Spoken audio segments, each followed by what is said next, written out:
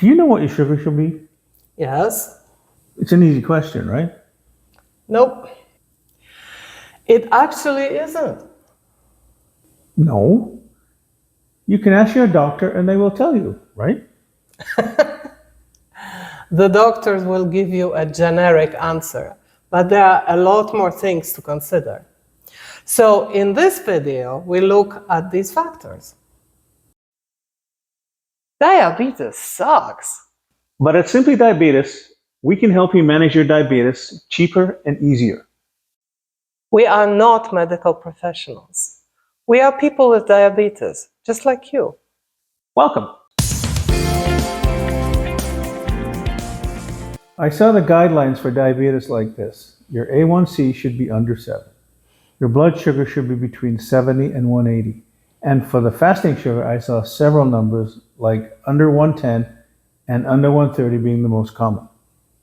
I saw these guidelines too. They are intended to work for all people with diabetes, so general population. I even saw a higher A1C target for older people. It sometimes makes sense, but not always. So who recommends all these numbers? There are multiple organizations worldwide, and their recommendations differ. Why would that be? That's a good question. I'm not sure why. The differences aren't huge, but they are significant. For example, in the US and in Canada, the recommended A1C is under 7. But the UK, Japan, Germany, France, and a lot of other countries recommend under 6.5. Not much difference. No? Not so fast. It is, in fact, very different. For A1C to be 7, your average blood sugar over the last 3 months is 172. But for A1C of 6.5, the average is 154. That's a significant difference. 10%. On top of that, many countries now emphasize individual targets. My doctor never mentioned that. Neither has mine, but we haven't asked either. Should we do that? We should. But many GPs just follow the standard of care, which is here under 7. So what's wrong with that? If you don't have diabetes, your A1C is naturally a lot smaller. But even then, the medical world doesn't fully agree on the target. In fact, the non-diabetic A1C in the US and Canada is 5.7. But in other countries, again, it's less. Often it's 5.5. It looks like a tiny difference, but it's significant. So, based on the 5.7 A1C number, a healthy average sugar is 126. That's in fact still high. In other countries, the non-diabetic A1C is considered to be low 5s, so under 110. I'm already confused. The difference between the non-diabetic A1C and the diabetic target is huge. Wouldn't it make more sense to want the sugar in the non-diabetic range? Yes and no. If you have diabetes, getting it into the 5s, even the high 5s, can be difficult. So people get discouraged and quit diabetes management altogether. Yeah, I can see that. We both know that struggle. But still, we can't let sugar go crazy. So the A1C of 7 was a compromise.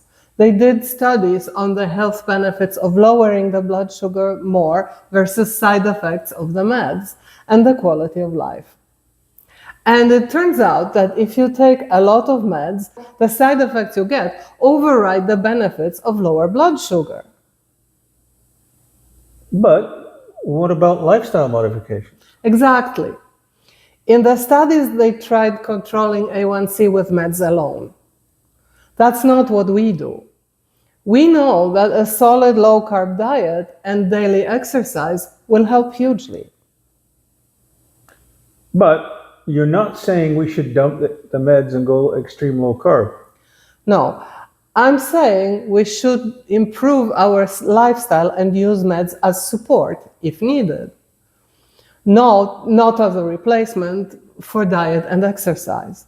If we do it this way, we can get our A1C comfortably way under 7 without too many meds. I take meds. There's no shame in that. I just make sure I also have a healthy lifestyle. So what's the advantage of a lower A1C? The closer you are to the non-diabetic range, and if you get there with a healthy lifestyle and not with just meds, the less chance of complications. Anytime your sugar is too high, it does damage in your body. So the lower A1C is safer. Within reason, we have a video on how sugar damages blood vessels. So you're saying we have a choice. Aim for the A1C target of under 7, which is easier to achieve with the understanding that we are still doing some harm to our body, or work to get it lower and reduce the chance of complications. Yes, exactly. It's a choice. Think it through and decide what you want. A title control with more work and fewer complications, or an okay control with bigger risk. But you should understand the risk before you make the decision. So if you have a good A1C, all is good? I wish it was, but not necessarily. You still need to worry about sugar spikes. Why? Because A1C is an average. It doesn't tell the whole story. The spikes and valleys can do damage too, while your average is fine. Imagine sitting with one foot in an ice bucket and the other one in the fire. Your average temperature is fine, but you are not. So you can have a lot of spikes, but if you also have valleys in your sugar, they mask the spikes? Yes, that's right. So you really should measure both your current sugar and the A1C to get a full picture. So what should our sugar be? Again, it's about your goal. A healthy fasting sugar is 70 to 90.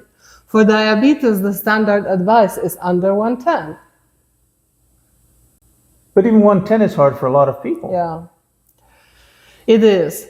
But that's the goal. And then 2 hours after a meal, the non-diabetic sugar is under 140. That's not a lot. No. For people with diabetes, it is often recommended to be under 180. This is easier to achieve, but not as safe. Remember, over 140, diabetes starts attacking your organs. So what does this all mean in practical terms? Well, the standard of under 7 is intended to keep us out of serious trouble. If you keep your sugar there, you will likely slow down the diabetes progression and significantly delay major complications. But the disease still progresses, and complications still can happen, just more slowly. Are you saying that lower sugar stop complications completely? No, unfortunately, I can't promise you absolutely no complications if you never allow your sugar to get over 140. But because it is as close to normal non-diabetic levels, we have a very good chance at no complications, just like non-diabetics have. So, if keeping our blood sugar low is so important, why don't doctors simply give us more meds? It's not that simple. More meds means more side effects from them. So A1C of 7 is a compromise between too many complications from diabetes and too many complications from meds. But you don't have to follow this. You can decide for yourself that you can do better. If you can lower your A1C by lifestyle changes, you're safe from side effects from the extra meds because you don't take any of them. And you suffer fewer complications and your disease progress is a lot slower. So you don't have to be either at 7 or under 5.5. You can aim for something in between. And that's what we do. Yes. We know and admire people who can keep their sugar under 140 at all times. I have a CGM and there are days where I achieve this goal. But there are days where I don't. So I shoot for under 140 most of the time. But sometimes I accept under 160. Not as good as the non-diabetic number, but much better than 180. We said at the beginning that there were various factors to consider. Yes. One of them is your age. The younger you are, the more time you have ahead of you. So you want to keep your sugar lower to prevent long-term complications. That makes sense. The sugar in your blood has a lot of time, in some cases many decades, to do damage. Yes. On the other hand, if you are older and if you are experiencing lows, that's dangerous. A low can cause you to fall, and if you break your hip, that can be life-threatening. So in this case, it's better to have higher sugars. It's safer in the short term, and your longer term is unfortunately not as long as for a young person. So what other factors do we need to know about? If you have other health issues, they might complicate your sugar situation. For example, if you take steroids, they are known to raise blood sugar. So you need to adjust for that. So overall, it really is your choice. Right. How much risk are you willing to take? Higher sugar means more risk. Some people think it's worth it. They choose to eat more carbs. So do they understand that this is a trade-off and they are choosing food right now over better health later? Our viewers do not. For us, we want to live long and healthy lives, and so we aim our sugar to be lower. But we still occasionally indulge with the understanding that we are making a choice that is not optimal. Oh, you're gonna have some fun, right? As long as it's not too much and not too often, yes. If you found this video useful, give us a like. Subscribe to our Simply Diabetes channel and hit the notification icon so you never miss our videos. And don't forget to tell your friends. See you next time. Until then, keep your sugar in the healthy range.